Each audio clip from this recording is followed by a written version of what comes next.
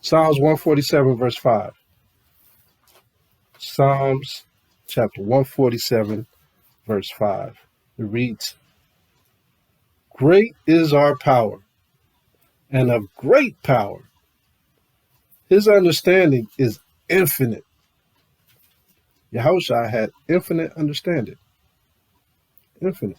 Look at the verse before, verse 4. Remember we were talking about how the Most High named all his angels, and all the angels on the left and all the angels on the right. Look at verse 4. It says, "He telleth the number of the stars. He calleth them all by their names." See that? The Most High named everything. Everything is named. Diseases are named. Plagues are named. Everything has a name.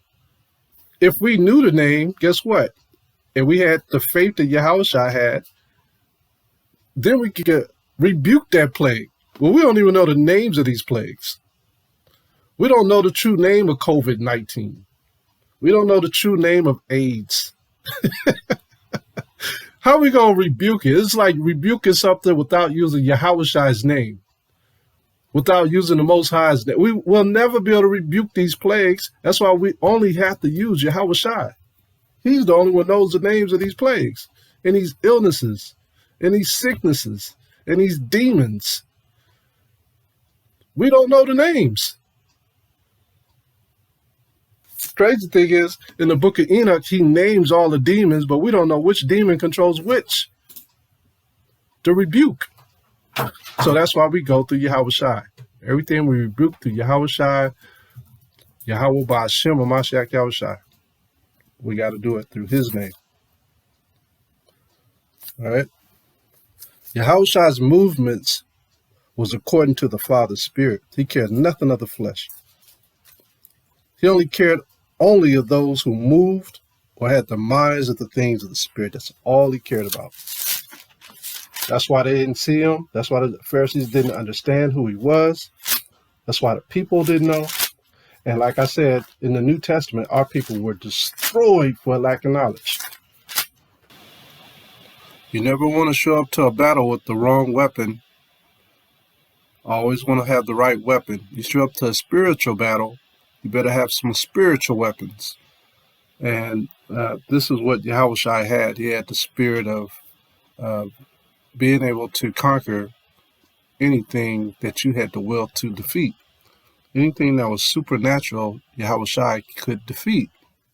If it was a plague or disease or anything of that sort.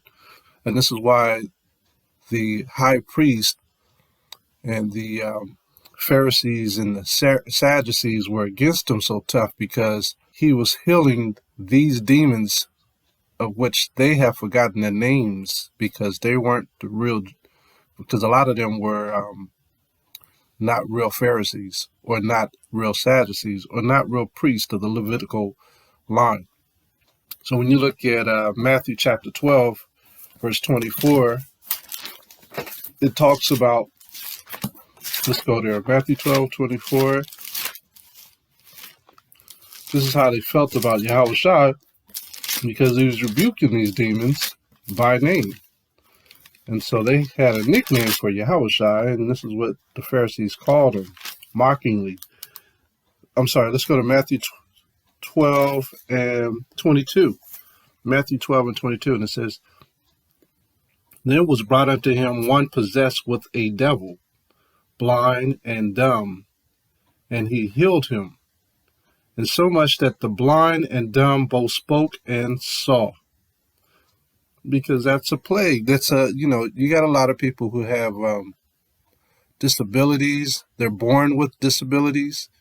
And Yahawashi tells you in this, those who are blind, dumb, they were born that way, but also there's something holding them back from speaking. There's something holding their minds back from opening. And Yahawashi knows who's holding their mind back. We all have an angel with us, right? Scriptures tells us, those of us who are in the truth, there's always, the angels are fully at work, but there's also angels on the left-hand side of some that we also call demons, who are instructed to be with people who are born that way. And that can be lifted. And that's what Yahawashi is saying right here. He has the power to lift all plagues, all diseases. Someone who has a learning disability, he can lift that. There was a gentleman, what was his name? It was Gladys Knight's husband, Les Brown. He had an impediment, speech impediment. He overcame it, with prayer, with fasting, and belief. He overcame his speech impediment. So people can overcome these things if they believe and they're adamant on changing their life, and some need help. And that's why Yahawashi is teaching the disciples to pray some of these things off of people so they can be normal in the Most High's name through Yahawashi. Look at verse 23. And all the people were amazed and said, "Is this the son of David?" But when the Pharisees heard it, they said, "This fellow doeth not cast out devils, but by Beelzebub, the prince of the devils." So the Pharisees, even though they saw him doing all these miracles, they said, "Well, you must not be of the Most High. You must be in league with Satan for you to be able to cast out the devils, for you to be able to know their names and cast them out. Only the devil knows the names of these demons." Look at verse 25. And Yahawashi knew their thoughts and said unto them, "Every kingdom divided against itself is brought to desolation, and every city or house divided against itself shall not stand. And if Satan cast out Satan, he is divided against himself," because he starts to break down. "How shall then his kingdom stand? And if I be Beelzebub, cast out devils, by whom do your children cast them out? Therefore they shall be your judges. But if I cast out devils by the Spirit of the Most High, then the kingdom of the Most High is come unto you." See that? So we can cast out devils. That's why he says that in Mark chapter 16. The scriptures is precept upon precept, and he's telling you a story on how to do certain things. The disciples couldn't cast out a child that was deaf, dumb, and blind. And he said, with this particular demon requires fasting. So he gave them the formula, yet they still had problems, right? Because the Spirit had not yet come. Let's go to Mark chapter 16, verse 16. And it reads, "He that believeth and is baptized shall be saved, but he that believeth not shall be damned. And these signs shall follow them that believe. In my name shall they cast out devils." See that? So Yahawashi is the token name to cast out devils. Now the priests in the olden days knew the names, the real Israelites, the real tribe of Levi. They knew the names before the Maccabean era, where the Edomites started infiltrating and taking over the priesthood. They didn't know the names of these demons. But the true Levitical priests from the ancient days did. That's why we were sent to the doctors to heal us. They could call out these names one by one. That's why a lot of things aren't meant for us to know. And those who are in the Old Testament not believing that Yahawashi came in the flesh, they're stuck. Who are they going to call on to cast out their demons? They got to use Yahawashi. He is the vessel. And that's what the Most High is telling us here. It says, "They shall cast out devils. They shall speak with new tongues. They shall take up serpents. And if they drink any deadly thing, it shall not hurt them. They shall lay hands on the sick, and they shall recover." And so then after the outer one, who was Yahawashi, had spoken unto them, he was received up into heaven and sat on the right hand of the Most High. So Yahawashi is the name that we need, the only name that we need to cast out demons. We don't have to know these demons' names. We don't have to know these diseases' names anymore. All we need to know is the name of the Son, Yahawashi. Why do you think they put Jesus in the Bible so you don't know the Hebrew name? His real name is Yahawashi. It has power. So we have to utilize that name to cast out demons. praying to the Father first and ending the prayer with Yahawashi, the stamp of approval. Let's look at another verse. Let's go to Acts chapter 19, and let's start at verse 13. Acts chapter 19, verse 13, it reads, Then certain of the vagabond Jews, exorcists, these men had a profession, casting out devils, took upon them to call over them which had evil spirits, the name of the Hamashiach Yahawashi, saying, We adjure you by Yahawashi, whom Paul preacheth. So they believed in Yahawashi, right? They were going to use his name. Verse 14, And there were 7 sons of one Sceva, a Jew, and chief of the priests, which did so. And the evil spirit answered and said, Yahawashi I know, and Paul I know. But who are you? This is the demon asking them, who are you? I know Paul. I know Yahawashi, but who are you? And the man in whom the evil spirit was leaped on them and overcame them and prevailed against them, so that they fled out of the house naked and wounded. And this was known to all the Jews and Greeks also dwelling at Ephesus. And fear fell on them all. And the name of Hamashiach Yahawashi was magnified. And many that believed came and confessed and showed their deeds. So why did these Sceva Jews cast out devils? For one, they probably weren't Israelites. They probably could have been converts. 2, they probably didn't have the faith. They probably didn't truly believe. 3, they probably didn't fast. Okay? They probably didn't fast. They probably didn't understand that Yahweh is first, then Yahawashi. 4, they probably weren't keeping the laws. But before you even step into a threshold, you should already be in line with the laws. Let's go to Proverbs 28. You know, those Jews could have possibly been keeping all the other feast days and the Thanksgivings and the Christmases, and that's probably why it didn't work. They had some error in their bodies. Proverbs chapter 28, verse 9. Proverbs 28, 9. It says, He that turneth away his ear from hearing the law, even his prayer shall be an abomination. So their prayers weren't accepted. It didn't come off the demon. If they didn't keep the laws and they want to go in there like Christians and pray over somebody and they're not even keeping not one law, guess what? Their prayer wouldn't be accepted. Therefore, the demon would have more power over them. So we have to know what we're dealing with. This is the spiritual world. And got to remember, Yahawashi says, if you love me, what did he say? Keep my commandments. If you love me, keep my commandments. If you love me, keep my Father's commandments. Because that's whose commandments he's producing, his Father's commandments. And the commandments are intense. It's more than 10. Within that 10 commandments is wrapped all the law, 613 laws.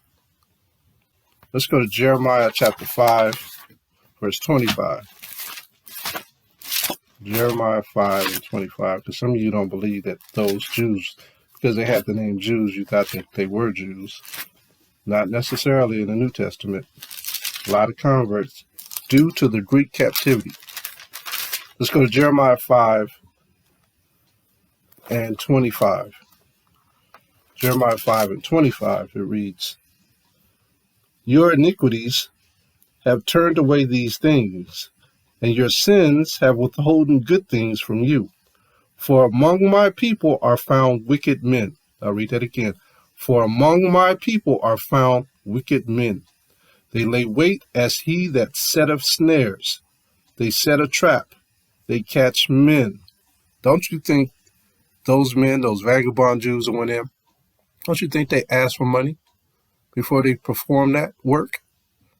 They were providing, doing exorcisms. It comes with a cost. They're not the Yahawashi. Yahawashi was doing it for free. These men, they have a profession. They call themselves the exorcists. So they were charging people to take demons out of people. So that's another no-no. You know, you're doing it for the Father. So the Most High is telling you here in Jeremiah 5 that among his people are found wicked men, and they lay in wait as he that set of snares. They set a trap. They catch men. Those parents or whoever was over that brother with the demon in them could have been in debt forever after doing that. Verse 27, as a cage is full of birds, so are their houses full of deceit. Therefore they are become great and waxen rich. See that? Waxen rich. So our people was off. And that all started when we read First Maccabees. I'm going to touch on this before we get into the subject, just so you can see. First Maccabees chapter 1.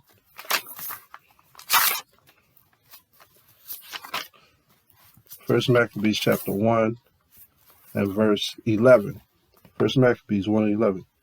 It reads, in those days went there out of Israel wicked men who persuaded many. This is before the New Testament, right before it.